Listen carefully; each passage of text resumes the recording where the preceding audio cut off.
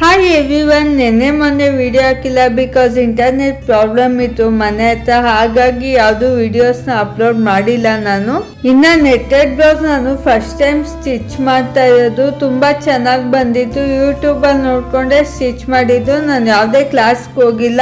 ಮೊದಲಿಂದ ಅಂದರೆ ಸ್ವಲ್ಪ ಕಲಿತಿದ್ದೆ ಅಲ್ವಾ, ಹಾಗಾಗಿ ಇದು ಒಂದು ಟ್ರೈ ಮಾಡೋಣ ಅಂತ ಹಾಗೆ ಇಟ್ಕೊಂಡಿದ್ದೆ.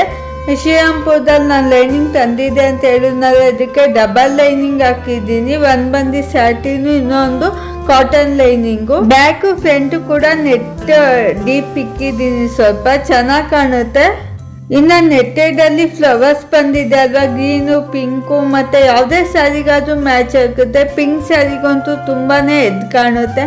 ಮತ್ತೆ ಇದು ಜಿಗ್ಜಾಗ್ ಕೊಡಬೇಕು, ನನ್ನ ಹತ್ರ ಜಿಗ್ಜಾಗ್ ಮಿಷಿನ್ ಇಲ್ಲ. ಹಬ್ಬಕ್ಕೆ ಇನ್ನೇನು ತುಂಬ ಟೇಲರ್ ಶಾಪ್ ಬ್ಯುಸಿ ಆಗಿಬಿಡುತ್ತೆ, ಹಾಗಾಗಿ ಇವಾಗಲೇ ಕೊಟ್ಟು ಬಂದರೆ ಹಬ್ಬ